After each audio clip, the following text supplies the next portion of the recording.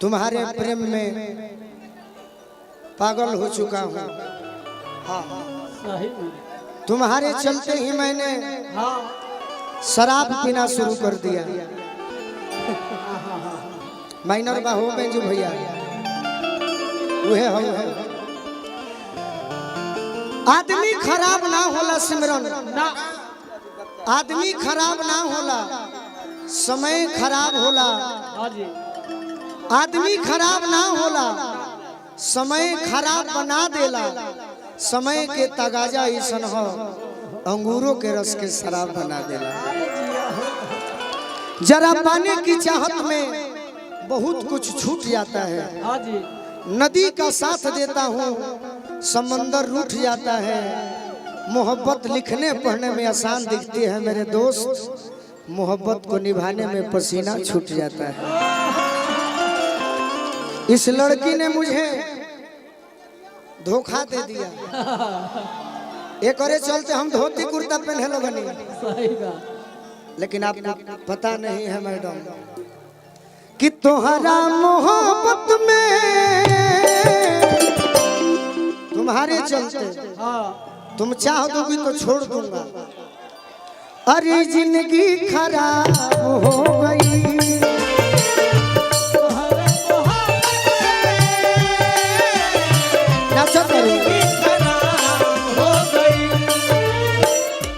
नाचे के नहीं खे भाव देवे के बा।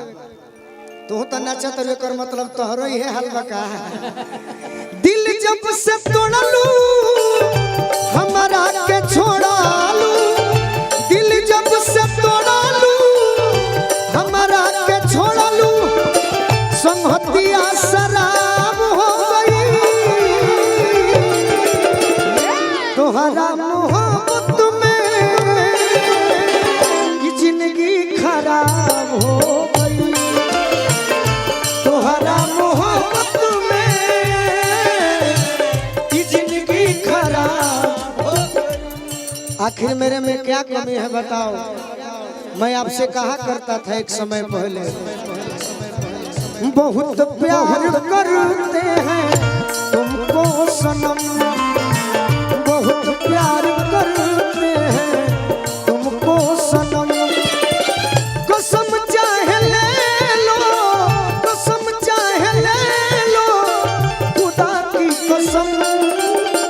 बहुत प्यार करते हैं तुमको सनम, बहुत प्यार करते हैं तुमको सनम।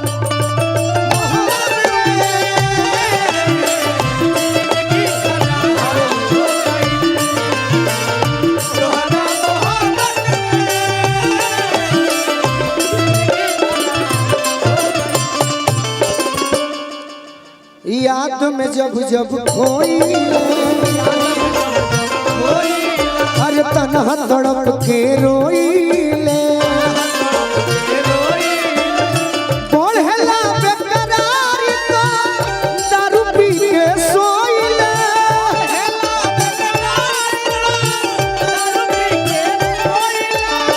बढ़ला बेकरारी तो दारू पी के सोई ले।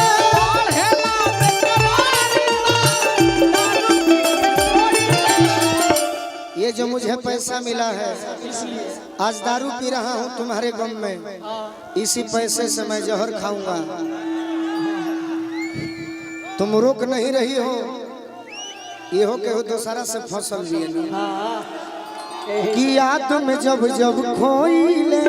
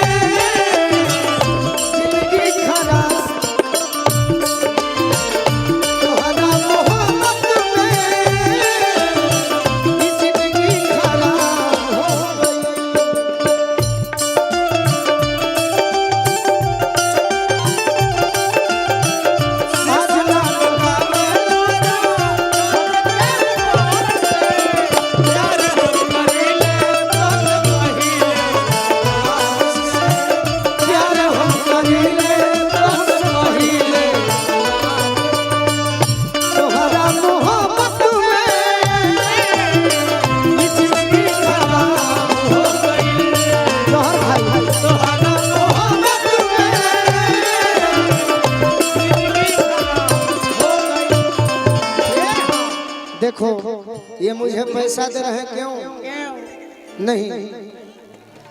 दरभंगा स्टेशन पर जाई अतना हमारे के कंगाल को दिले बड़ू कि लुधियाना कमाए जाए के पड़ी तहरा खाती अब कुछ के चाहना बा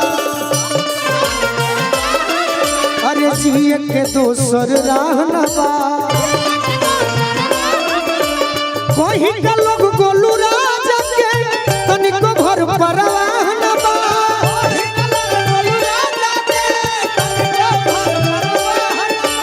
अब कुछ के चाहना बा जिए के दोसर रहना बा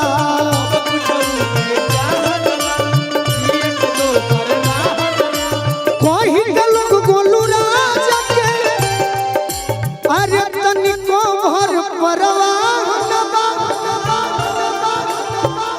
जब हम जीते दर के हिसकी बले दर के